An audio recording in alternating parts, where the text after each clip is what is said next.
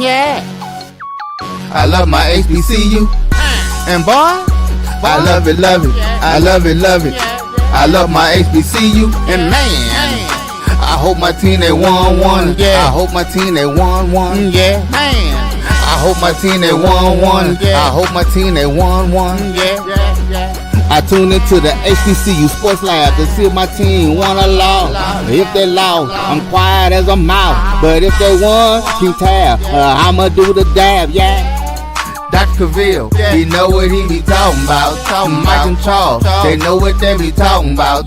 They compress the analytic data with this hip hop. If you know them like I know them, they gon' tell you if your team, if they won or lost, and who the ball.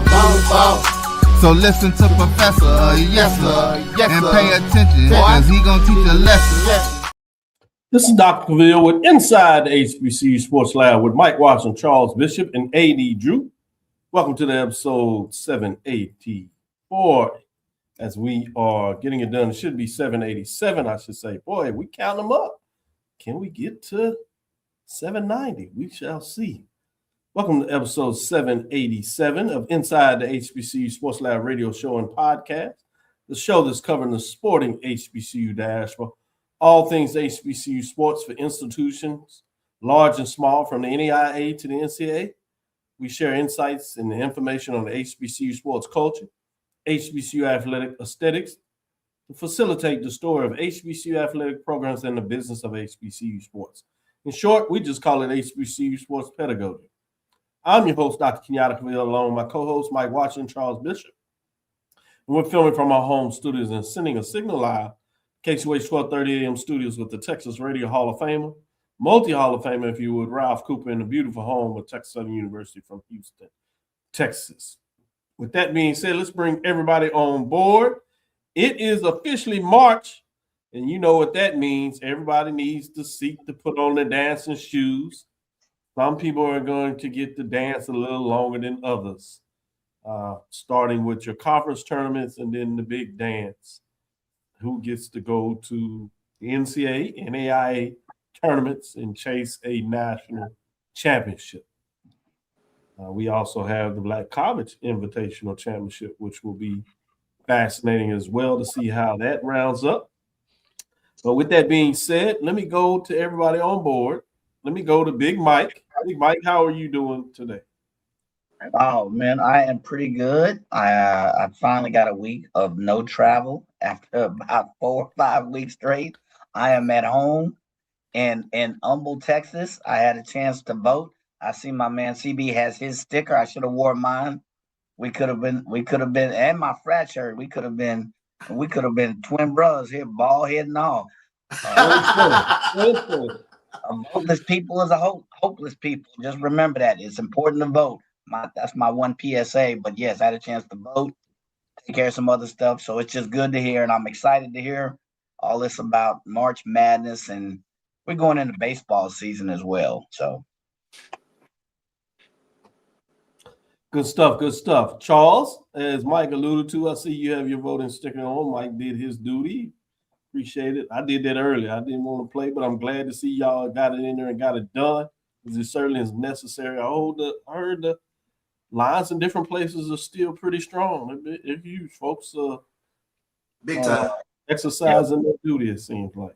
Yeah, Doc. I like to go game day, so I'm a game day guy. So absolutely, Polish people. I like it. I definitely had to get out there and exercise my constitutional right, but not only that, but it's also I want to send a shout out to my chapter, Delta Phi chapter of Alpha Phi Alpha. 73 years today, so I got a bunch going on today. This March 3rd, so on this voting day, but also definitely shout out to the Delta Phi chapter of Alpha Phi Alpha back at Jackson State University.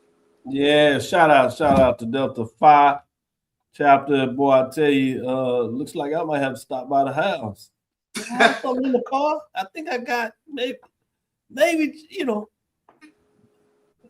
I forgot we on live. Anyway, wait a minute, Dr. Cavil, my first other request, a special shout out to young lady Camille Bishop, Episcopal High School, pole vault record, what was it, 12 feet, 3.65 meters. 12 feet. Charles sent us the prep. Man, I know he's a proud daddy, but not only did she win the event, she set a record. So congratulations to Camille Bishop. Yes, it did. Yes, it did. Got to shout out my baby. Yeah, good job, Mike. Good job. You just saved Charles. You just saved Charles. I was waiting to see if he gonna tell a lie and say, "Yeah, I used to pole ball too," but he didn't. No, the only thing he pole vaulted was that curve.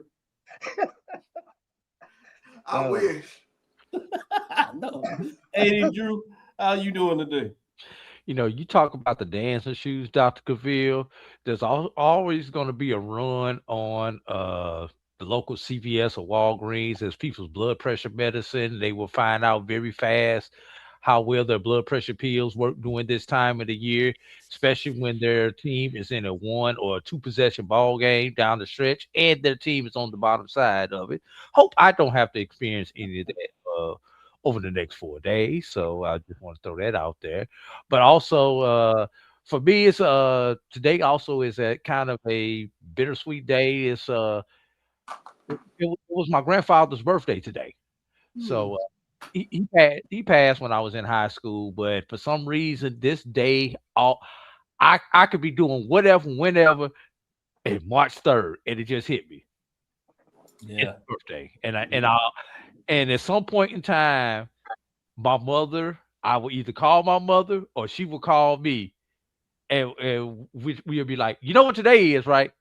And then we just sit there and talk about my grandfather. So beautiful. I'm glad you shared that with us. That's because the ancestors do not make mistakes, and he certainly is smiling upon you to make sure that he can do what he can on his side to provide you with ammunition to move forward. With that being said, we do have a solemn moment that we need to acknowledge before we get into. We'd like to make sure that we honor those that came before us. Some of them came after it. Life cuts off short, but those that have become ancestors that are connected with HBCUs, we honor them here. The first one, we have two, unfortunately. The first one is North Carolina Central Athletic mourns the passing of Stephen Perry. Stephen Perry, a former offensive lineman for the North Carolina Central University football program, passed away Sunday morning in a car crash on Durham Freeway. The North Carolina State Highway Patrol confirmed he was 30 years old. Perry led it as an offensive lineman for the Eagles from 2014 to 2017. Durham, North Carolina native, played 30 games during his collegiate career, including starting in all 11 games his senior season in 2017. He was a key member of the 2016 team that won the MEAC championship after going a perfect 8-0 in conference play, culminating in NCCU's first appearance in the Celebration Bowl. While at NCCU, Perry was a member of Omega Psi Phi Fraternity Incorporated, joining the Mighty Tau Psi chapter.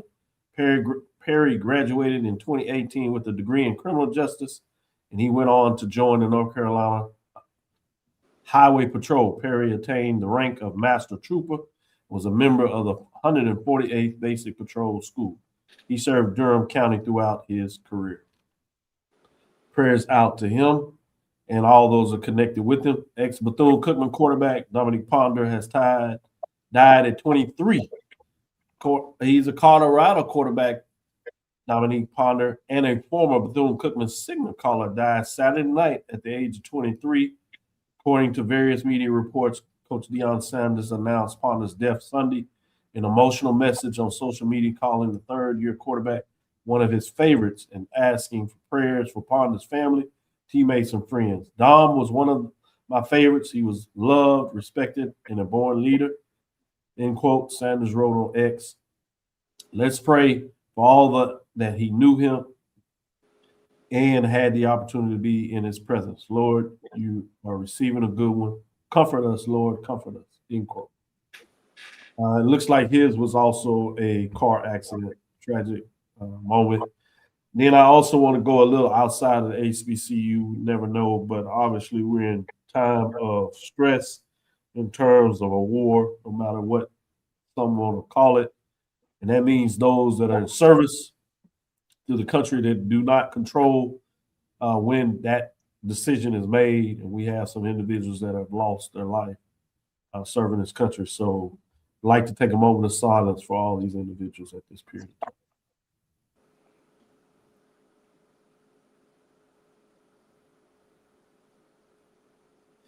With that being said, let's get into some news. We have some champions to talk about. Drew, do you want to talk about a champion first? Which direction you want to go to? Heck no, I don't want to talk about Steven and winning that championship.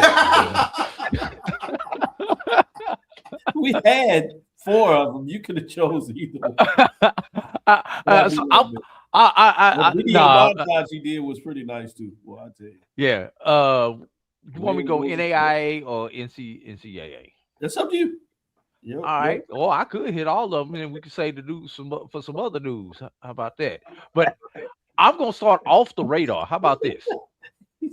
How about Arkansas Baptist won the Continental Athletic Conference tournament? For those who do not know, the Continental Athletic Conference or the NAIA Independents, all the independents get together at the end of the year and play for a tournament berth. So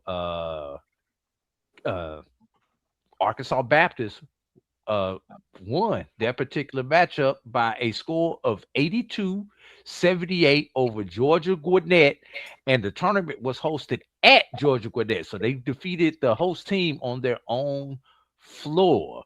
Now, that's the men's side, right? Say again? Yeah, that was on the men's side. I'm sorry. Yep. Yeah. Now I guess I could get into that Stephen Gaither stuff, you know. That little championship that they won over there in Baltimore or whatever it is.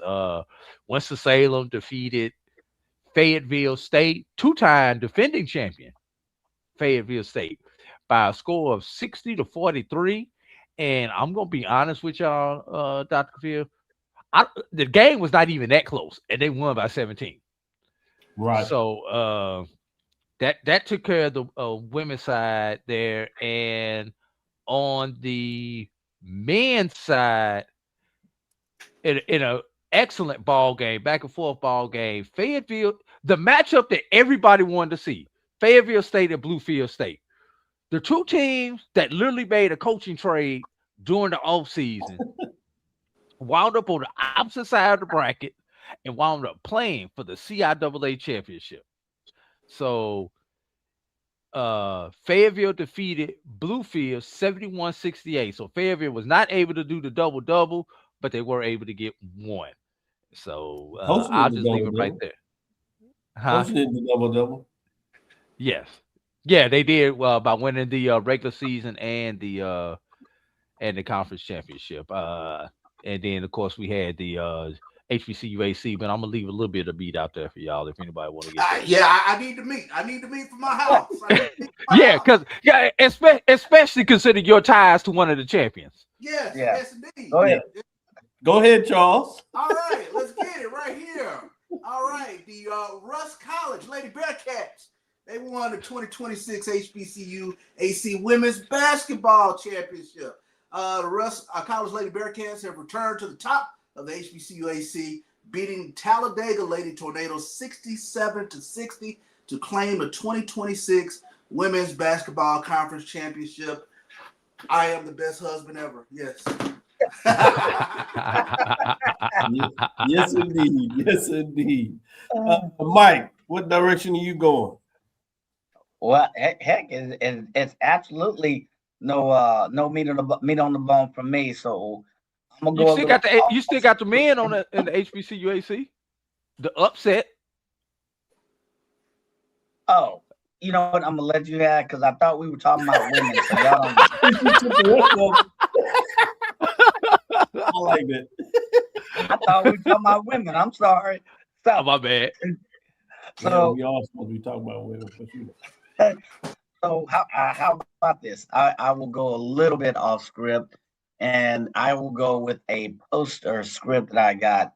Duke legend Nolan Smith wins the OVC Coach of the Year. He made history pretty much on and off the court at Tennessee State in his first year. The coach The program earned a share of the regular season OVC title, the first for them since I believe '94, and they got #1 seed. So congratulations to him.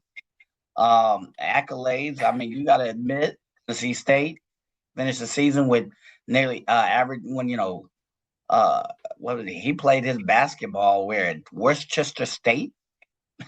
I can't even recall where that was. They had a Division III guy, Division II guy getting a lot of points and point guard position, and playing some heavy basketball, strong at the end of the season. Yeah, so you got heads. I mean, big. Man, I'm kind of looking at the data. You know me, and we looked at this 4 weeks ago. Tennessee State was down in 3rd or 4th place, and we asked, could they come back and have a share of the conference? But congratulations to Nolan on this season and getting, the OVC Coach of the Year. So that's my off the script one. Y'all can have all of the other championships. I know y'all got ties to them, so I don't want to be accused of taking meat off the bone. Yeah, I would say Dr. Mickey Allen over there at Tennessee State, back-to-back years, had a co-championship in football, not a co-championship in basketball with the #1 seed. So he's doing some things right there, particularly how he's created that the football schedule. I think a lot of people are still excited about some of those games coming up over the next couple of years, not just this year. Obviously, you do have the Suno Knights. I want to make sure we give some love to HBCU AC on the men's side. Upset there big time in terms of winning a championship. So excitement down for what they're doing there. Last thing I will say is MEAC weekly awards. You have Howard Ford, Xenia Thomas was named MEAC Player of the Week, presented by Wells Fargo. Delaware State guard Amy Scott was named Rookie of the Week, while teammate Erica Huggins earned Defensive Player of the Week honors, respectively. Thomas Ford, 6'2" senior, averaged 16.5 points and 9 rebounds over 2 games, including a double-double of 11 points and 10 rebounds against Coppin State. In the following contest, she led Howard with 22 points and 8 rebounds in the 84-65 win over Morgan State. Scott, freshman, 5'3" guard, scored 22 points, 5 assists, 3 rebounds, and 2 steals. As Mike would like to say, stocking stuffer over a 2-0 week for the Hornets against South Carolina State. She finished with 12 points, 2 steals, 2 assists, and 2 rebounds, and followed that performance with 10 points, 3 assists, and 1 rebound against North Carolina Central. Huggins, the sophomore 6-foot forward, totaled 7 rebounds, 3 steals, 3 blocks, and 29 points in a 2-0 week versus the Hornets. Giving some love there. With that, let's take our first break. Come back on the other side. We'll get into the mid-major rankings. But before we do that, we'll give you some updates on the scores. As we have the end of the year, things kind of did a turn. We did some Thursday, Saturday, and this week to give teams that have to start off early with all 12 teams going. You have games Tuesday and Thursday, those that have the double headers, if you would, both men's and women's. And then you have the single game with the rivalry, which is Thursday.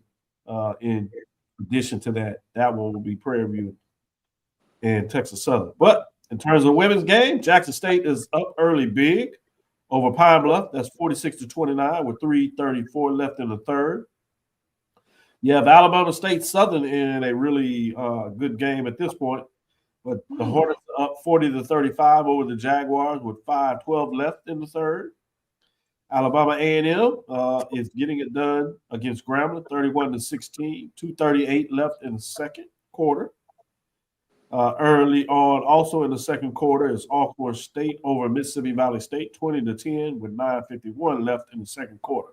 Let's take our first break, come back on the other side, and as we said, we'll get into the mid-major poll rankings, top 5, in week number 9. We're closing up on things, gentlemen. Let's see what we're going to do for the rest of the basketball season.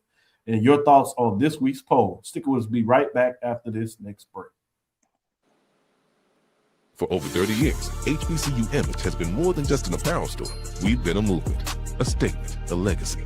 We celebrate the pride, the purpose, and the culture that make historically black colleges and universities legendary.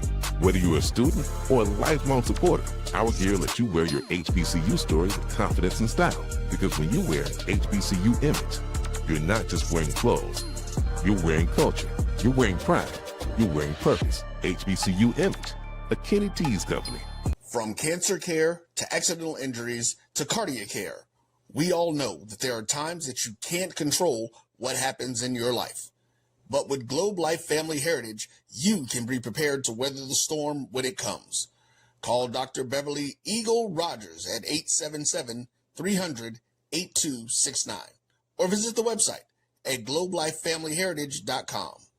With over 25 years of serving communities, Dr. Beverly Eagles Rogers is here to help you and your family through difficult times. Dr. Beverly takes pride in Globe Life being one of the few companies that returns 100% of premiums to clients that stay healthy. So for more information, call Dr. Beverly Eagle Rogers at 877-300-8269 or visit the website at globelifefamilyheritage.com. Are you hungry for authentic Caribbean food like jerk chicken, oxtail, red snapper, shrimp, tofu, and rasta pasta? Well, find your way over to Mango's Caribbean Restaurant, 180 Auburn Avenue, right next to Royal Peacock in downtown Atlanta. Them belly full, but we hungry. Mango's Caribbean Restaurant, open daily from 11 a.m. to 10 p.m. And on Friday and Saturday, we're open till 4 a.m. Come to Mango's and put some spice in your life. So we've got a good thing going. Mango's Caribbean Restaurant, 180 Auburn Avenue, right next to Royal Peacock in downtown Atlanta. For more info or directions, call 404-698-3992 or log on to mangoscaribbeanrestaurant.com. For instant coupons, text MANGOS to 313131. Tell your mama hungry, papa hungry, brother hungry. Mango's Caribbean Restaurant, authentic Caribbean cuisines. Open up the door, tell them mama hungry. You're looking for the latest information on Southern University sports, the Southwestern Athletic Conference, and HBCU athletics. There's only one place to go. Tune in to the Carlos Brown Show, exclusively on the Black College Sports Network. Compress the analytic data with your hip hop. If you know them like I know them, they gon' tell you if your team, if they wanna lose, and who the ball. So listen to Professor, yes sir, and pay attention, cause he gon' teach a lesson. This is Dr. Cavil with Inside the HBCU Sports Lab with Mike Watson, Charles Bishop, and AD Drew, bringing us the news of the week. With that being said, let's get into our mid-major poll rankings for the women in week number 9. We'll talk about those teams dropping out, or maybe not, because nobody really dropped out this week, but we'll start there in terms of those who dropped out. Then let's get into receiving votes in terms of what took place there. We have receiving votes.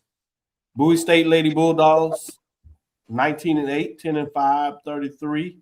They probably have closed out on the season. Unlikely that they'll give a NCAA vote, but they still have some other postseason. We'll see what that looks like potentially. Lane Lady Dragons finished the season at 25 in terms of the regular season, but now they off to the tournament. It'll be interesting to see what they can get done in tournament play. In terms of the HBCU Oakwood Lady Ambassadors had a solid season. Didn't want to get it done. Tough loss early in the tournament as they are at 17-9 and 10-2. Wiley Lady Wildcats finished at 16-8, 9-3 in terms of their tournament play season. Paul Quinn Lady Tigers 15-10, 8-4 for a solid season themselves. Also, let's get into the top 5 in terms of the rankings here. Langston Lady Lion, 24-5, 18-4, 34 points. They dropped several spots. They dropped from number 2 all the way to number 5. They lost the first round of their tournament, but they should be in good position as they won the regular season in terms of postseason play as a bid for the NAIA. And number 4, Fayetteville State Lady Broncos sit at 21-5, 13-3. 47 points. They do move up a spot going deep in the tournament, creating what we wanted for the finals. Seeking a three-peat, they were denied by Winston-Salem State. First-year coach gets it done. Big time, big time. And number 3, you have the Miles Lady Golden Bears, sit at 22-5, 20-4. One first-place vote with 55 points. They do move up a spot. They're hot going into the tournament. It'd be interesting to see what that looks like. The matchup that some people want to see in the SIAC championship game would be against number 2 in this poll ranking, which is Edward Waters Lady Tigers, West versus the East. Coming out of the East, Edward Waters Lady Tigers sit at 23-4, 21-3 in conference play. 2 first place votes, 2 points if you would, and they were 3 as they move up a slot this week. Bringing us to number 1. So Salem State Lady Rams, they stay in the 1 spot. They add a couple of first place votes with a division championship, now a CIAA tournament championship, the first one in school history for the women. Big time, as they did it in classic fashion, defeating, as we said, 2-time champion Fayetteville State Lady Broncos. While we kid Stephen A. Gaither, the post game that he did with the coaches, I thought was fascinating in terms of getting additional light showed on some basketball that's playing really well. Those 2 programs, the coach made the most of it.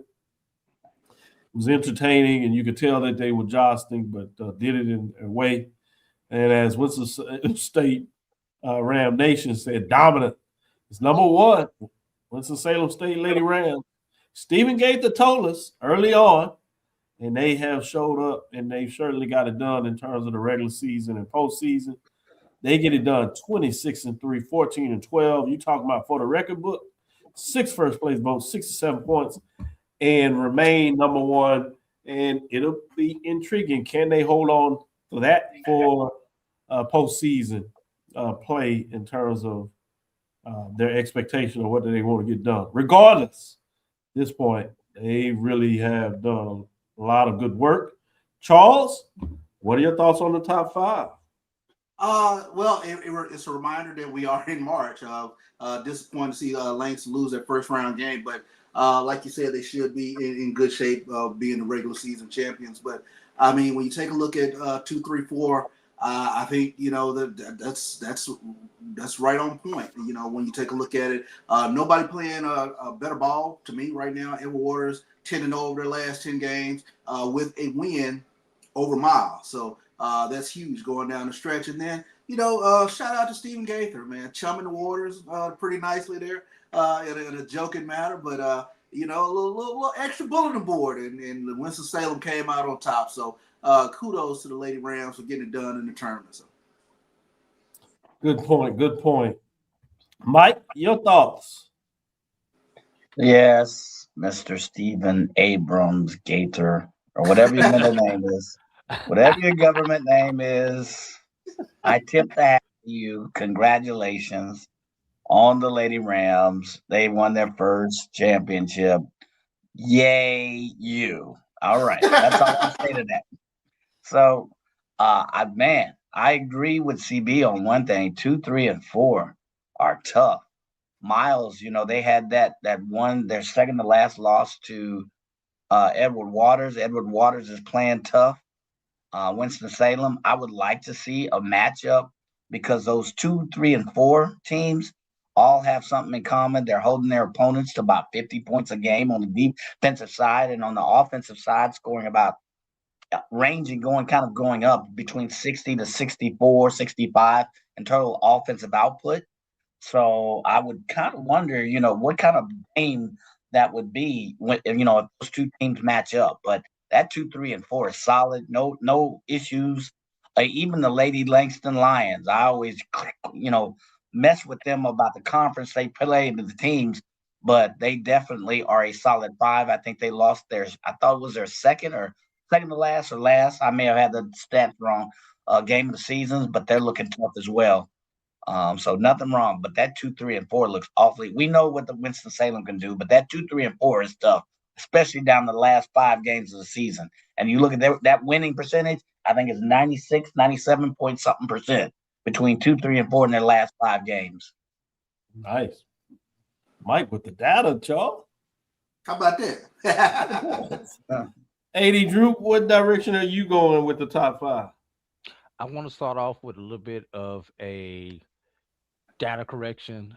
Charles, you were correct. Edward Waters has won the last 10 in a row, but when you take a deeper dive, it's actually 13 consecutive. Yeah. And 21 of the last 22, if I counted them up right. 22 of the last 23, something ridiculous like that. But the only loss being the Clark Atlanta all the way back on January 8th. So to let you know how far back this streak goes for them. And this streak goes all the way back into November that I'm talking about, everybody. So shout out to Coach Eric Jackson over there at Edward Waters. But how far have the mighty fallen so fast? Oh my God. Wasn't it just a couple of weeks ago when Langston was challenging for number 1, and now they are holding on by a string. And if Lane, who was receiving votes, gets hot in this SIAC tournament, we may not have an NAIA in our ranking next week, Dr. Cavil. I mean, it could be the case. I'm just saying. Now, here's the question. Should Miles or Edward Waters win the SIAC, especially if those two match up in the finals? Will it be enough to jump Winston-Salem State? That's the question. Recency bias. But overall, Dr. Cavil, and none of your frat brothers have said this, so I'm gonna say it for you. I have no problem with your poll, Dr. Cavil. Thank you. Somebody. Good brother. I said that. You missed it. See? Data correction right there. I said I have no issue with the poll. I said no problem. You said no issue. There's a difference. Okay, what's the difference? I said no issue, no problem, whatever. Next time I say it in Spanish so you can understand. I definitely will understand what the hell you're talking about. So let me ask this question. So looking at Edward Waters' body of work, if they are able to get it done in the SIC tournament, they have a better than average chance to jump Winston-Salem State for number 1? I think it'd be tough. You can make the argument. It depends on just how they go through the tournament. They dominated similar or even more than the Lady Rams. Yeah, I think there's a plausibility they can make it, but I think that's a lot to get done. Because you not only you'll get Miles, right? You'll get that ranking. Yeah, pretty much, probably. Yeah. Well, here's one thing in Edward Waters' favor. Then you got to pull the points away and votes away as the number 1 team from the Lady Rams that's been there. And so you need to pull away at least 3 of them? Yeah. Yep. Interesting. I do agree. It depends on how they win. I do agree. Yeah. If they win in some shot buzzers or whatever, that's different than kind of dominating the path through there. I agree. Yeah. Of course, Brother Gable gonna put the data out there for us. So Yeah, exactly. Yeah, they only have to pull away 2 from Salem. They at least could tie. Yeah. Here's the one thing in Edward Waters' favor. Should they win the tournament? Yes. That will be 25 of the last 26 that they have. That is impressive. That's impressive. That's impressive. Yes. As hot as Winston has been, Edward Waters has been even hotter should they win this tournament. Man, can we get that matchup in the NCAA tournament somehow? Deep in there? What is that? It probably had to be Elite 8. Yeah, it would be in the 8 because they wouldn't match up until the 8. So. Man, boy, you talking about teams being hot, Elite 8. That matchup and both Edward Waters and Miles should make it to the NCAA, particularly if they make it to the tournament semifinals. I don't see either one of those teams not making the NCAAs. No. Definitely if they both make the finals. Yeah, I'm not gonna say I don't see it, but it would be hard stretch to say them not to make it. Yeah. All right, let's take our next break. We'll come back on the other side and see if we can get this type of discussion for the major division as things are wrapping up there. Then we'll get you some scores as we come back on the other side. Nobody scored 50 on us. Okay, nice statement. You're going to keep the data points coming throughout the show. Gaither? Man, can We'll we be right mute his back after mic? this next break. Can we mute his button so he can't send nothing? Yeah, we're not going to do that to them. We can, but we're not. We'll be right back after this break. This is the Dean of the College of HBCU Sports, Kenyatta Cavil of Dr. Cavil's Inside the HBCU Sports Lab with Mike Washington and Charles Bishop. Come mix it up in the lab where the course lecture is in session every Tuesday from 6 o'clock p.m. Central Standard Time on Facebook Live, YouTube Spreaker, or the BCSN app, as we discuss all things about the HBCU sports culture, including exploring the week that was in the sporting HBCU diaspora, as well as the upcoming week of HBCU sports. With me, the Dean, the College of HBCU Sports, on Dr. Cavil's Inside the HBCU Sports Lab with Mike Washington and Charles Bishop. Course lecture dismissed. It's never too early to plant the seed, to share the tradition, and instill a sense of pride in your HBCU with your little ones. HBCU Pride and Joy Children's Boutique helps you share your school spirit with a wide selection of adorable kids' apparel and accessories officially licensed from your favorite HBCU. Visit hbcupridejoy.com and follow us on all social media at HBCU Pride Joy on Facebook and Twitter. When it comes to professional learning, teachers deserve better. From the leader in online learning, Stride brings you the Stride Professional Development Center, an on-demand library of mobile-friendly courses that gives teachers choice and flexibility, allowing them to learn anytime and anywhere. Our dynamic courses provide bite-sized learning and help educators advance their knowledge while also gaining professional development hours. It's time you take charge of your learning. Visit us today to get started. For over 30 years, HBCU Image has been more than just an apparel store. We've been a movement, a statement, a legacy. We celebrate the pride, the purpose, and the culture that make historically black colleges and universities legendary. HBCU Image, a Kenny T's company. Compress the analytic data with your hip hop. If you know them like I know them, they gon' tell you if your team, if they wanna lose, and who the ball. So listen to Professor, yes sir, and pay attention, cause he gon' teach a lesson. This is Dr. Cavil with Inside the HBCU Sports Lab with Mike Washington, Charles Bishop, as well as A.D. Drew. You just heard us break down the mid-major with a lot of good discussion. A lot of that was in regards to the SIAC tournament. Winston-Salem State got their due, but some good talk about Edward Waters. Can they get it done? That will be interesting. Obviously, potentially a matchup with Miles as well. With that being said, let's go to the major division and see if we have any kerfuffle over there. Dropping out of the poll this week is Alabama State Hornets. Still playing really good basketball. Tough loss to Alabama A&M in the rivalry game. But other teams playing just as good pushes them over just a little bit. But things can change quickly this week as those teams match up. In fact, you have Alabama State and Southern playing each other. So it'll be fascinating to see what that will do in terms of the poll rankings for next week as we head into the tournament. That being said, let's see who's receiving votes. UMass Hawks sit at 10-3 out of the MEAC with 34 points. You have the Alabama State Hornets sitting at 11-5 with 33 points. UAPB Golden Lions 9-7, faltering a little bit with 17 points. Jackson State Tigers are still in the mix in the receiving votes at 9-7 as well, 16 points. And Grambling State Tigers also at 9-7 with 14 points. Let's get into the top five. With the top five, we're going to start with number 5, which the Southern Jaguars sit at 14-13, 11-5 in conference race at 40 points. They were not ranked last week, so they jumped back in the top 5. They've been kind of playing ring around the rosy with that Alabama State Hornets team over the last couple of weeks. At number 4, you have the Alcorn State Braves seeking to finish the season really strong. They have 16-11, 13-3. 59 points, and they stay in that 4th spot.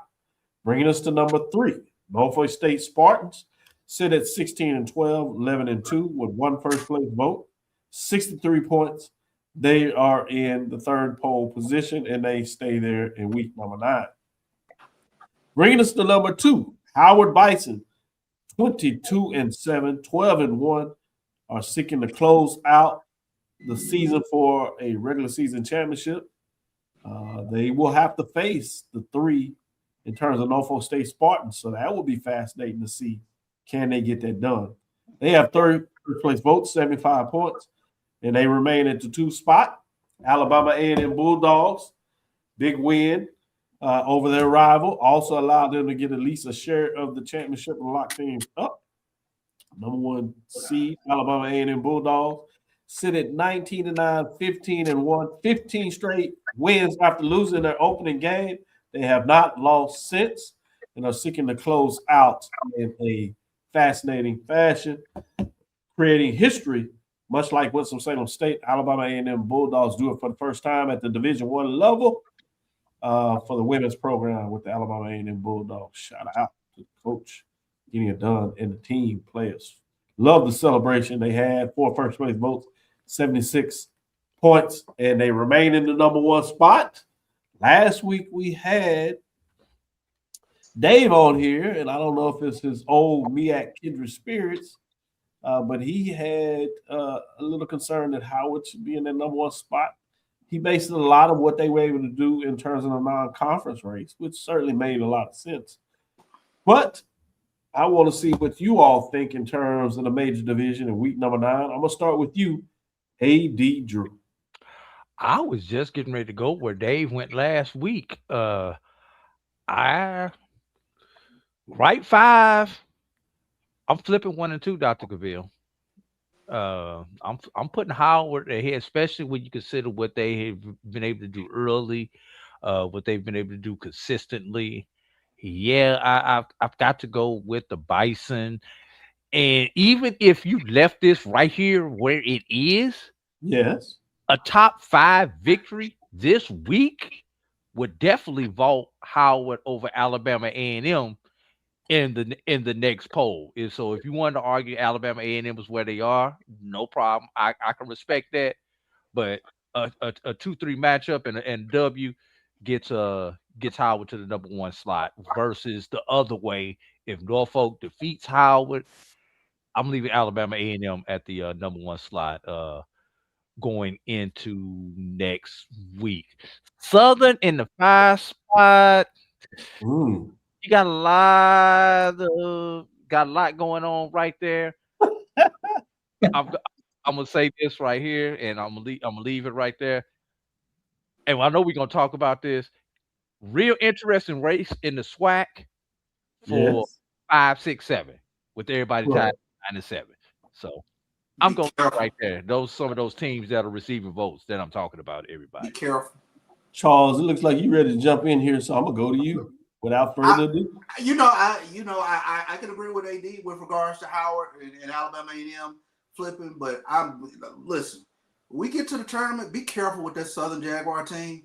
They can play some defense.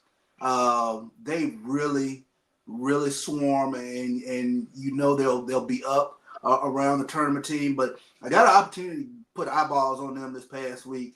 They're impressive. They really get after you on the defensive side of the ball, and then when they're knocking down a few threes, but they're long, they play passing lanes.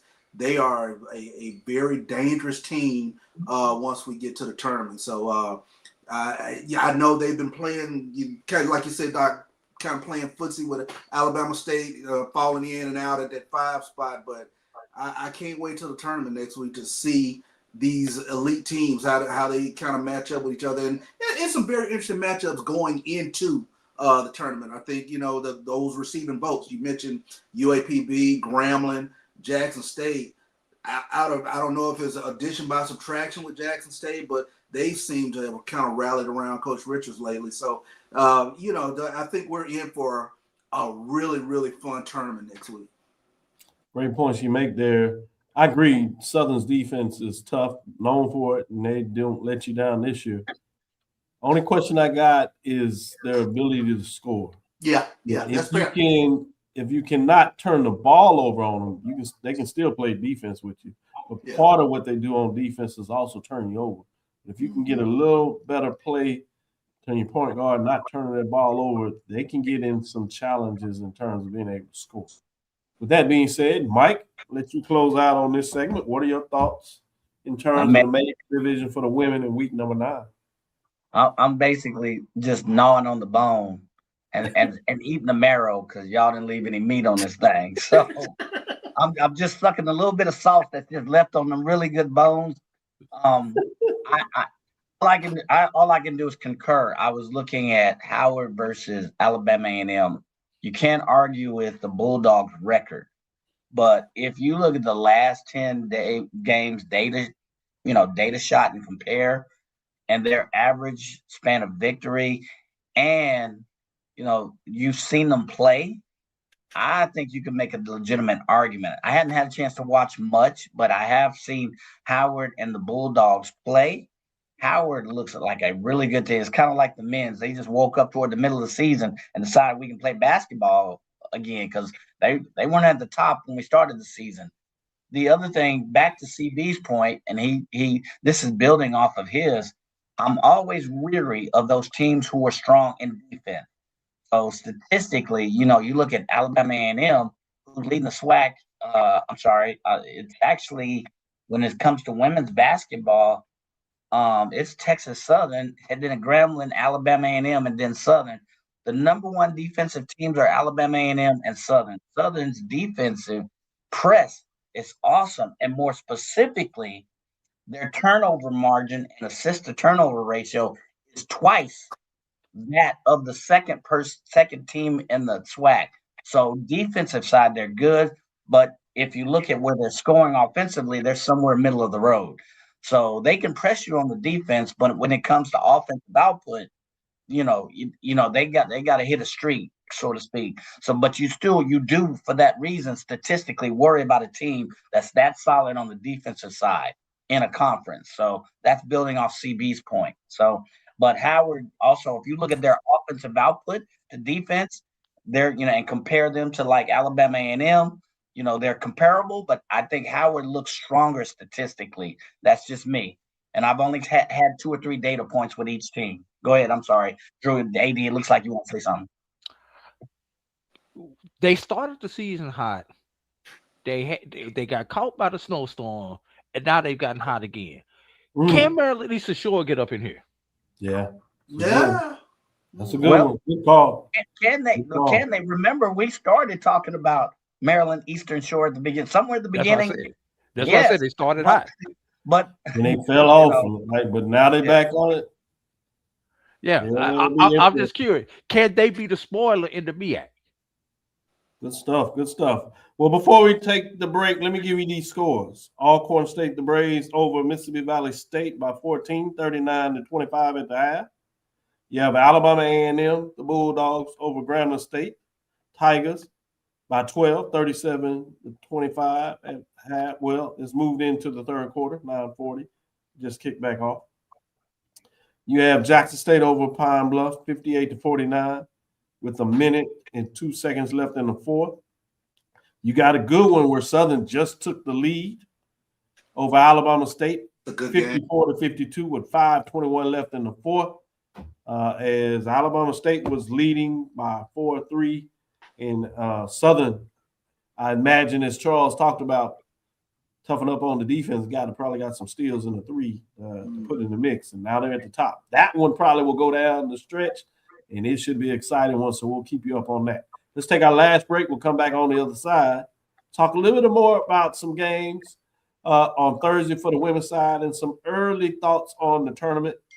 That's the SIAC for the women and the SWAC MEAC tournament for the women as well. We'll be right back after this last break. From cancer care to accidental injuries to cardiac care, we all know that there are times that you can't control what happens in your life. But with Globe Life Family Heritage, you can be prepared to weather the storm when it comes. Call Dr. Beverly Eagle Rogers at 877-300-8269 or visit the website at globelifefamilyheritage.com. With over 25 years of serving communities, Dr. Beverly Eagles Rogers is here to help you and your family through difficult times. Dr. Beverly takes pride in Globe Life being one of the few companies that returns 100% of premiums to clients that stay healthy. So for more information, call Dr. Beverly Eagle Rogers at 877-300-8269 or visit the website at globelifefamilyheritage.com. And we have to fund our kids in these colleges, and we have to make sure our kids have seats in these colleges. Now, what about HBCUs? You mentioned. Absolutely. You got to fund them all, and you've got to make sure they're properly funded. You know, the real reason why I went after Comcast and Charter, it didn't have anything to do with my cable networks. It didn't. What happened was a gentleman wanted to do the Black College Sports Network in partnership with the HBCUs. And Comcast did not accept it. And that would have made a lot of money for these black colleges. Absolutely. And it would have educated the Black College Sports Network. This is what he wanted to do. That would have educated a lot of black kids. And when they didn't do that, that's when I came off the bench and said, okay, I'm going to light you up like a Christmas tree. Compress the analytic data with your hip hop. If you know them like I know them, they gon' tell you if your team, if they want to lose, and who the ball. So listen to Professor, yes sir, and pay attention, cause he gon' teach a lesson. Boy, we can't even go to a break, gentlemen. I had to do some swag TV. Boy, I love this. You had Alabama State knotted up at 54. Southern Comebacks hits a 3 and then gets a steal. Now they are 59-54 with 3:41 and ticking left. Alabama State with the ball. Trying to get it done. That is the bomber. Boy, that's the type of thing you want to see at the tournament. With that being said, let's talk about a couple of games, move ahead. Talk about a couple of these games on Thursday for the women and see what you all think to close out things. You have Grambling at Alabama State. You got Southern at Alabama A&M. Good chance for close out the season, make a statement, right? Arkansas Pine Bluff at Alcorn State. That would be a good one, tournament-wise. Bethune-Cookman at FAMU, the rivalry. Good. Mississippi Valley at Jackson State, another rivalry game. You got Prairie View at Texas Southern. Can Prairie View go on the road and get the win? Both teams obviously struggling as Prairie View's lost 22 straight, 0-17 in the conference race. Texas Southern has lost 8 straight. Yeah. So look at it for a different reason there, but intriguing just in terms of can the Prairie View Panthers find a way not to go 0-18. But the other games are probably more interesting, obviously, in terms of those matchups. Let me give you the MEAC side of things. Well, let's talk about the SWAC first, then I'll give you the MEAC and see where you want to go there. Overload you. Let me start with you, Charles. What are your thoughts so far in terms of those matchups I talked about coming up Thursday? Obviously, you look like you're safe with Alabama A&M. Nothing's over until the game's over. You got a close one there at Alabama State and Southern, so we'll keep you updated there. But with that being said, what's on your mind as things close up for the regular season?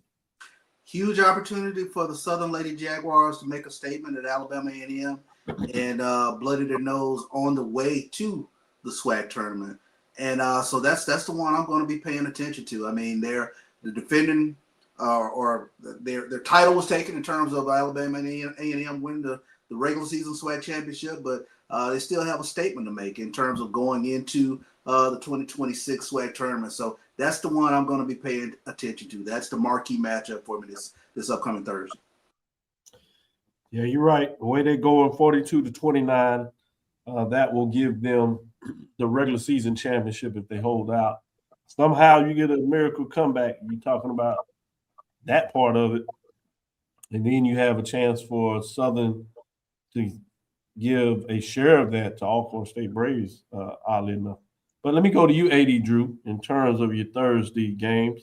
What are your thoughts in terms of what do you have your eyes on for that matchup? Well, with looks Arkansas Pine Bluff looking like they're about to lose to Jackson State with only 16 seconds left. Now my attention is going to shift to Arkansas Pine Bluff at Alcorn Yeah. Yep. because a loss by Arkansas Pine Bluff now puts them into the play-in on day 2 of the tournament. Good call. So that Jackson State with this victory, they'll probably get the victory over Valley. So that keeps them safe from that extra game. Same thing with you got Jackson State with Alabama State. Alabama State, Grambling. Alabama State should get the victory. So Arkansas Pine Bluff looks like it may be that odd team out when I was talking about those 3 teams sitting at 9 and 7 with the odd man out having to play that extra game. So that's the game that I really want to focus on out of all of them. Yeah, A&M Southern, the sexy matchup, the 1-2 or the 1-2, 1-3, whatever it winds up being, one of the games people want to see in the finals. But let's look at the race at the bottom, everybody. Good call. Jackson State just hit 2 free throws to go up 61-56 with 15.1 left in that matchup. SWAC TV, baby. And then you have with 2:13 left, excuse me. The Jaguars up 63-58. And obviously you have the Bulldogs matchup on SWAC TV.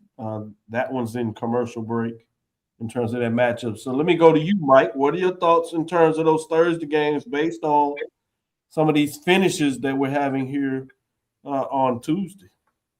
Oh, I think AD and CB have hit it. I mean, you can't go wrong with the Southern, with the Jaguars and Bulldogs going at each other. You got number 3 and 4 offense and number 1 and 2 defense going at each other. One does not necessarily have to win, but it'll be interesting. I don't know who said it, AD or so. It'll be interesting what kind of impact, what kind of dent the Southern leave in that game or that impact in that game.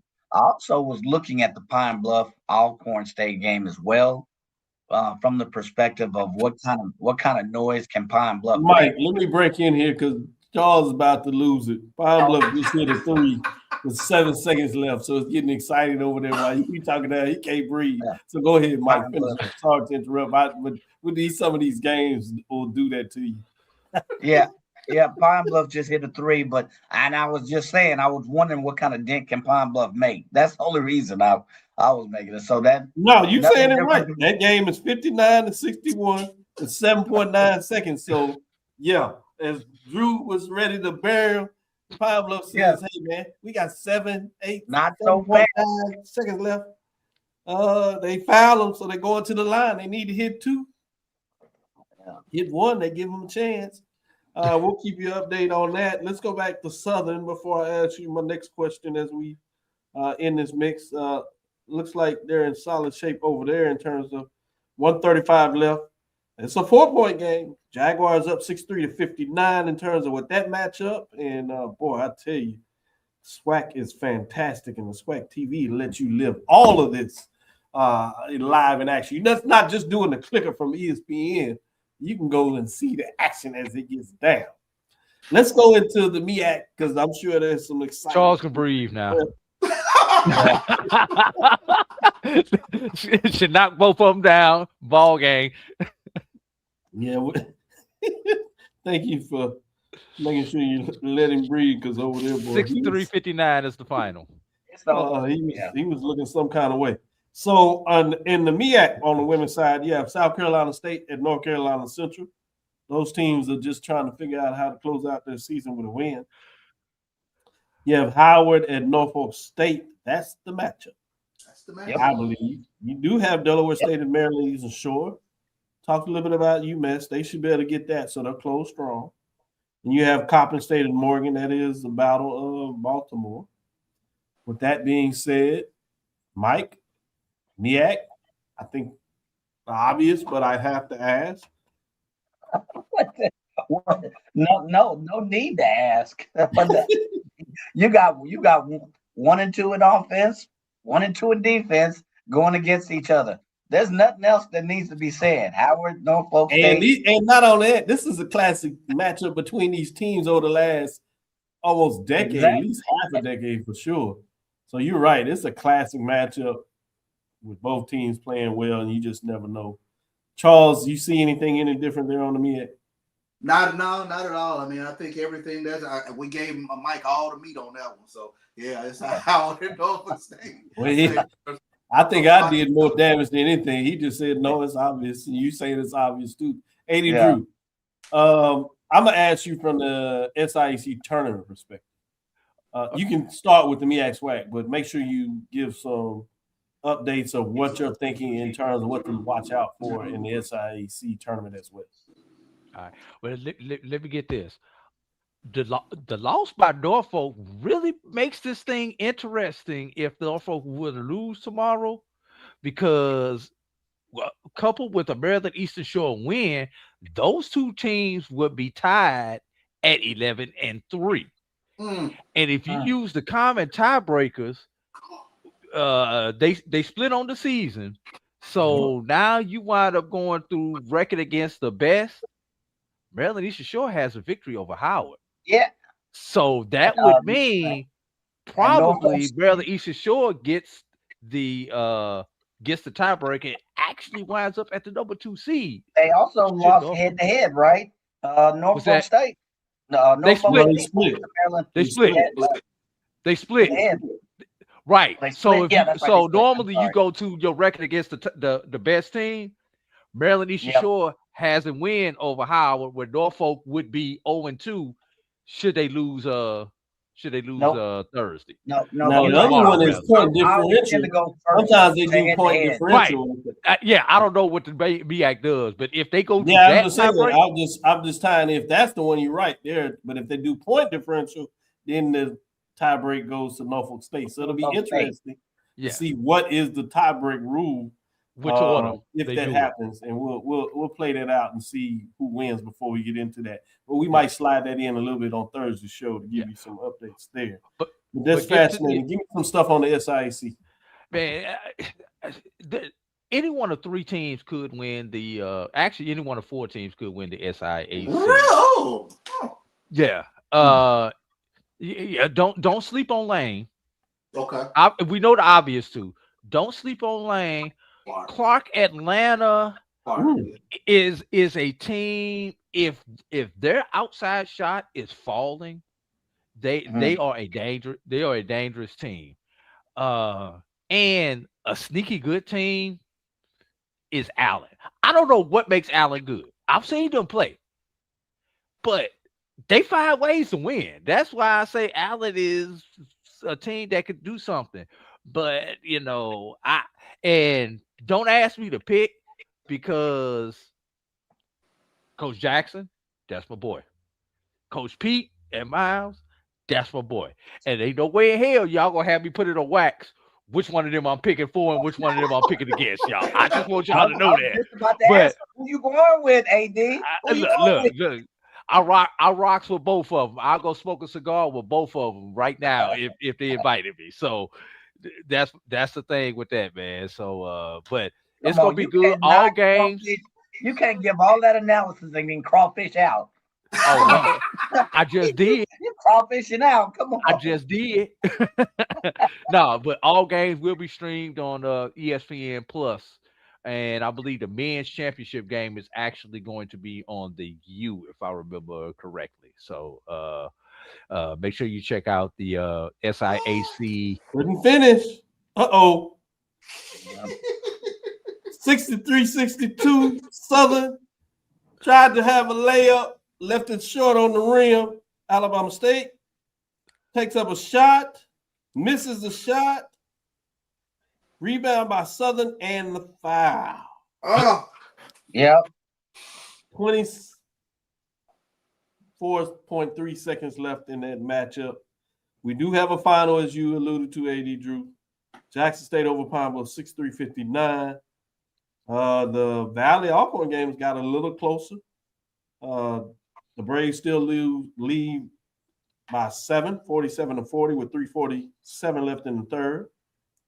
Alabama A&M is up by 13, 46-33, with 2:17 left in the third. 24 seconds left, 63-62. Southern going to the line. Any final thoughts as we close it off? Trying to see if we can sneak in there and maybe play this one out before we call it a show. Leave those that are listening to us. Charles, what do you got? Yeah, kudos to Alabama A&M's fan base. That was tremendous to see sell out this past Saturday with regards to that game with Alabama State. So kudos to these fan bases turning out for basketball. You're getting some exciting basketball. And we got another barn burner over here in Montgomery right now. Yeah, Southern goes to the line, misses the front end of a 1-and-1. Alabama State gets the rebound, calls the timeout. And now you know that 23 seconds gonna last about 10 minutes. Yeah, we're not gonna do that. We're not gonna do that. You saw me think about it, but you're right. Thank you for listening inside the HBCU Sports Lab. Make sure you share our podcast with your friends and colleagues. I am Dr. Kenyatta Cavil, the Dean of HBCU Sports, coming from inside the lab in the College of HBCU Sports with Mike Watson, Charles Bishop, A.D. Drew. Again, we want to thank you for listening to Dr. Cavill's Inside the HBCU Sports Lab with Mike Watson and Charles Bishop every Tuesday and Thursday. We'll be back Thursday to talk about the men, and we'll get into some action as that will be fascinating. Turn in the SWAC TV for these evening games on the men's side, because it is complicated, I guess is the term I will use for what's going on in the men's side of the SWAC other than at the top of the standings. With that being said, again, we look forward to Thursday as we discuss the latest news in the lab. Follow me, Dr. Kenyatta Cavil. That's DrKenyattaCavil. That's Threads, Facebook, and Instagram. Obviously in Dallas, they're telling folks to stay in line as they extended over 2 hours. So if you're in line, listen to us, stay right there. Get your vote in to make sure your voice is heard. Dream big. Continue to move forward. We will talk with you soon. Charles? Of course. Mike? Lecture. AD? Dismiss. Have a good one, everybody. All right. I like that. I like that, AD. Uh-oh. Yeah. Say it. You got something for? I'm gonna hit the button. You got something you want to get out? Alabama State up 1. That's the perfect way to say it. Everybody teasing. Alabama State up 1. Yeah. What happened? Tell us something. 10 minutes later, we still got 5 seconds left. 64-63 with 5.3 seconds left. Yeah, 10 minutes. Yeah. We'll get out of here on that one. We tried to tease it out for y'all.